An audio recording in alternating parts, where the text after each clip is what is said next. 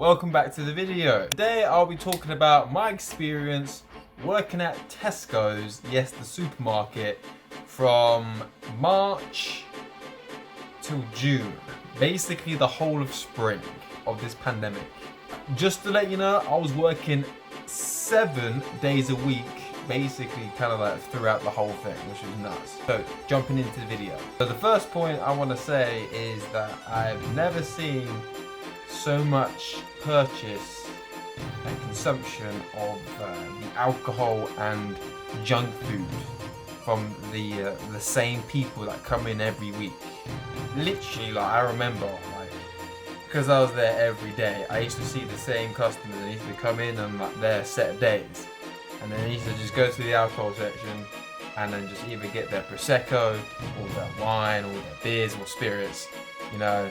And they used to just load up, and I used to look at it and I used to be like, fair enough, might as well get pissed. They would laugh and agree and go, but then, you know, deep down they know that they shouldn't be doing that. And it's like, they used to say things like, what else is there to do? I was like, that's very true, what else is there to do? Another example from obviously the whole consumption is the piling of the junk food. So I remember looking into people's baskets and trolleys, and bear in mind, you get to know the people when you see them day in, day out, there every time. Yeah, I used to see pizzas, bakery, you name it, Rustler burgers. And I used to look at them, I used to be like, very green, very, very green, isn't it? And then I used to go, you're funny, aren't you? Like, you know, like, what else are we supposed to eat in these depressing times? And that kind of made me think, like, well, it doesn't make it any better, but again, it's not my body. The second observation I made, obviously when I was there, is, you know, you got that 2-meter rule and that one-way system to go through each aisle. Believe it or not, I was one of my main duties there, except from stacking shelves, was trying to, like, you know, greeting people and then explaining to them at the start, you know, and also kind of like, I used to have like a little lollipop in my hand, and I used to walk down and up, and I used to just, you know, remind people. That was literally my job. It was pretty nuts of not to like stand next to each other. The main point I want to say is that at the start, about 80% of people, they just didn't take any notice at all. Like, for example, I remember that we put them all down, we put the graft in with the stickers and everything, and then people used to just walk in and then just go wherever they want to go, and there used to be like so much like clashing with people.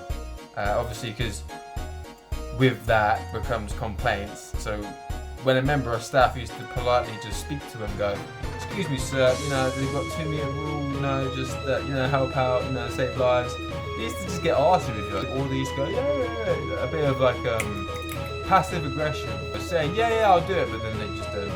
So that was one of the things I remember. Another one I want to say is that you obviously got the 2-meter rule.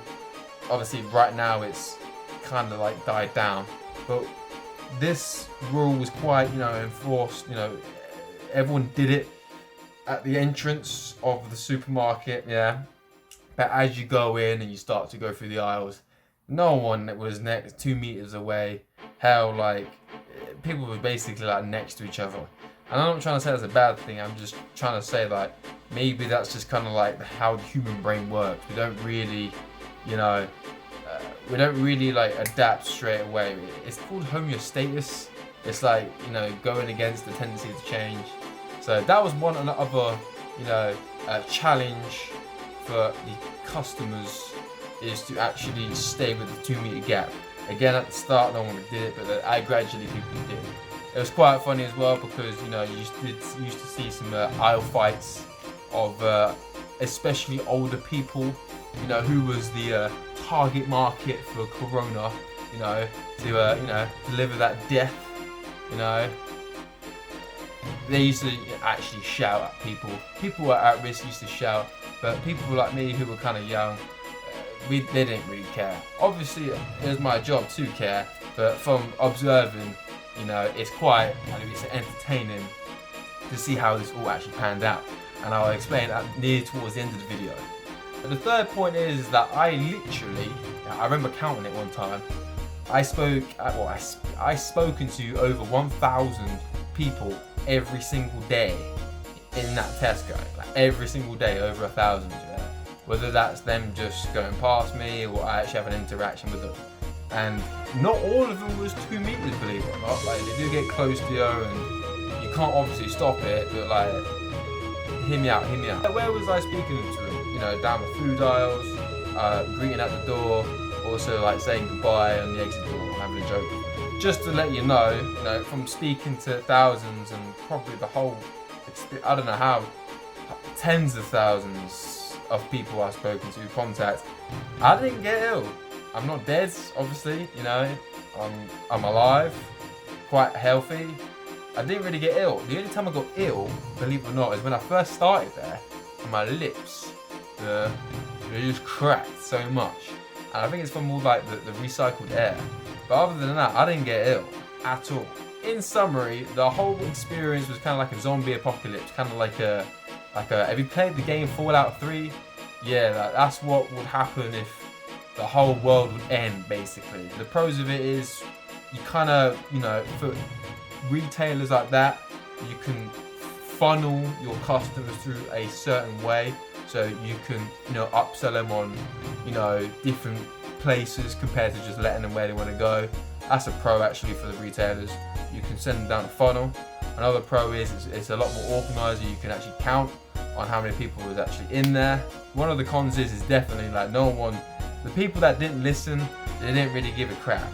So I would say to overcome that challenge is you get some guns in. Yes, get some guns in. Maybe shoot them around the feet. Put some fear into them, and then that was, word of mouth would be like, okay, these guys aren't messing around.